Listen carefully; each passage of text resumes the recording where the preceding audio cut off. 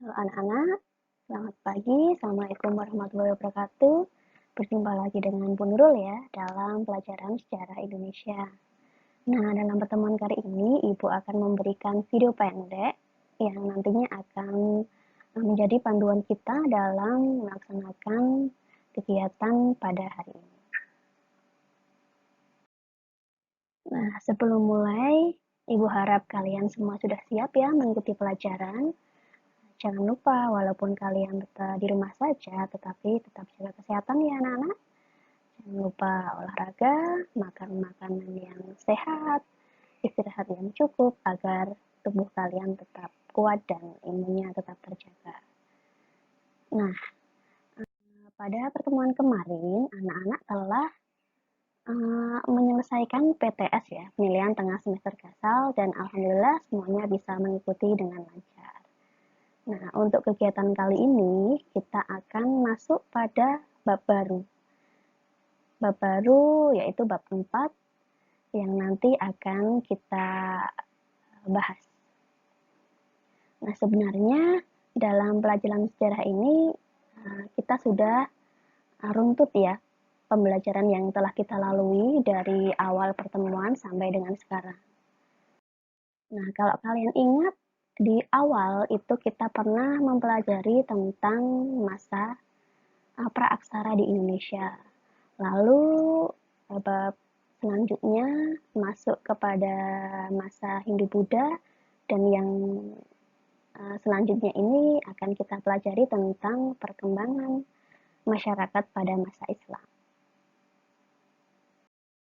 Nah, untuk KD yang akan kita pelajari pada pertemuan kali ini adalah tentang KD 3.3, yaitu menganalisis berbagai teori proses masuknya agama dan kebudayaan Islam serta pengaruhnya terhadap kehidupan masyarakat Indonesia, baik dalam pemerintahan ataupun budaya.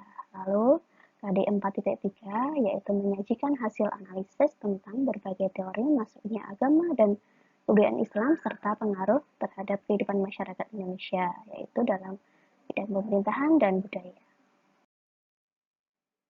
Nah, materi yang nantinya akan kita pelajari adalah yang pertama tentang teori masuknya agama dan kebudayaan Islam di Indonesia, kedua tentang perkembangan kerajaan-kerajaan Islam dan pengaruhnya, yang ketiga peninggalan-peninggalan Islam di Indonesia, dan yang terakhir adalah bukti-bukti dan hubungan proses masuknya agama dan budaya Islam dengan kehidupan masyarakat Indonesia sekarang. Tapi dalam pertemuan kali ini nanti kita akan mempelajari materi yang pertama ya, materi tentang teori masuknya agama dan kebudayaan Islam di Indonesia. Nah, anak-anak, seperti yang kita ketahui ya, kebudayaan Islam itu memberikan pengaruh yang besar bagi peradaban, terutama masyarakat Indonesia. Nah, dalam slide ini ada dua contoh gambar ya tentang pengaruh kebudayaan Islam di lingkungan sekitar kita. Nah, ini di Yogyakarta. Semua pasti sudah familiar dengan hal-hal ini. Yang pertama, sebelah kanan atas adalah gambar peristiwa apa? Ya, peristiwa Sekaten ya. Sekaten itu adalah peristiwa tahunan, peringatan tahunan ya, yang diadakan oleh Keraton Yogyakarta, yang diadakan pada bulan Maulud. Kalau bulan Jawanya itu bulan Maulud, untuk memperingati hari kelahiran Nabi Muhammad SAW. Dan tradisi ini sebenarnya sudah ada sejak zaman dulu, zaman Kerajaan Demak, tetapi masih dilestarikan sampai sekarang.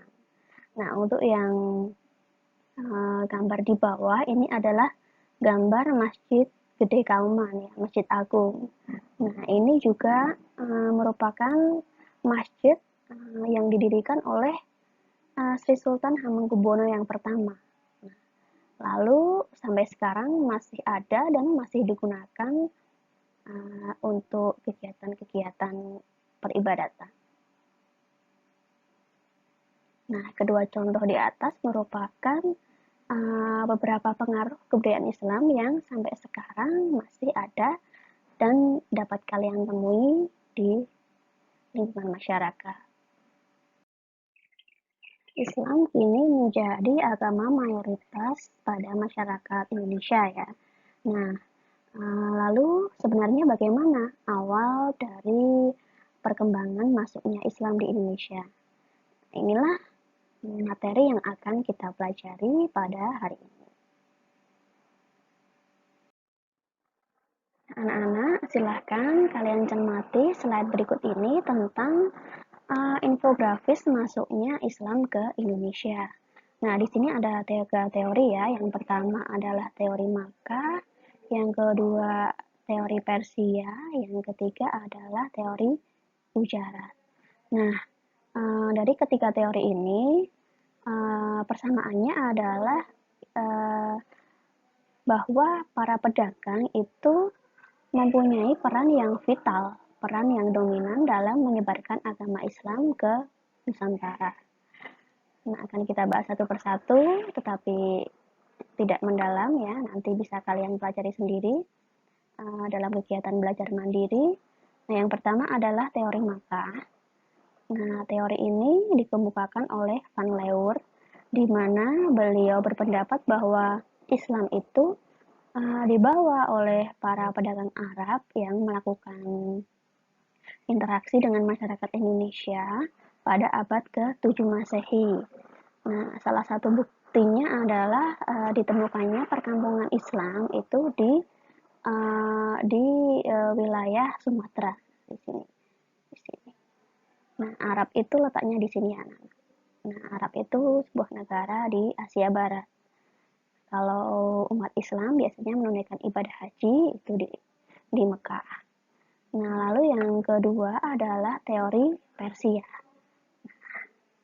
Teori Persia ini, Persia itu sekarang namanya Iran. Jadi sebuah wilayah di Iran, di mana pedagang Persia ini melakukan hubungan dan interaksi dengan masyarakat Indonesia dan juga secara tidak langsung menyebarkan agama Islam di Indonesia. Nah, yang ketiga adalah teori Gujarat. Nah, Gujarat itu tadi Iran di sini ya.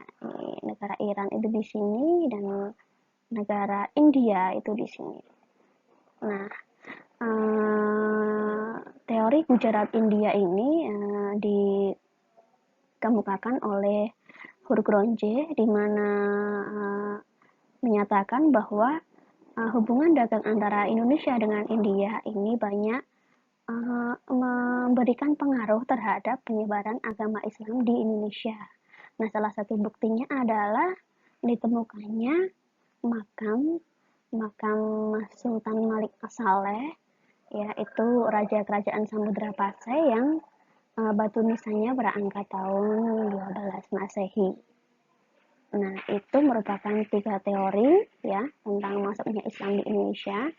Nah, nanti dalam pembelajaran mandiri kalian akan Ibu minta menganalisis tiga teori tersebut, baik itu kelemahan dan kelebihan setiap teori. Untuk petunjuknya bisa kalian baca di classroom masing-masing.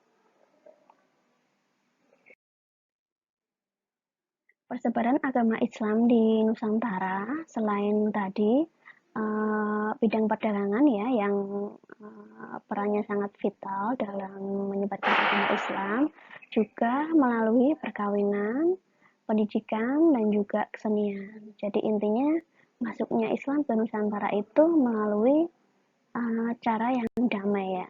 Kemudian diadopsi oleh masyarakat Indonesia dan berakulturasi dengan budaya-budaya Indonesia. Lalu untuk kegiatan yang nantinya akan kalian lalui setelah Ibu memaparkan video ini, silahkan kalian kerjakan tugas di Google Classroom ya. Di Google Classroom. Lalu jika ada hal-hal yang kurang jelas, bisa nanti kalian tanyakan langsung ke Ibu, baik dalam WhatsApp group ataupun melalui Classroom masing-masing juga boleh. Nah, itu saja pelajaran pembelajaran kita pada hari ini. Selamat belajar, semoga kalian semuanya sehat, tetap semangat, semoga kita lekas bertemu di sekolah. Sampai jumpa.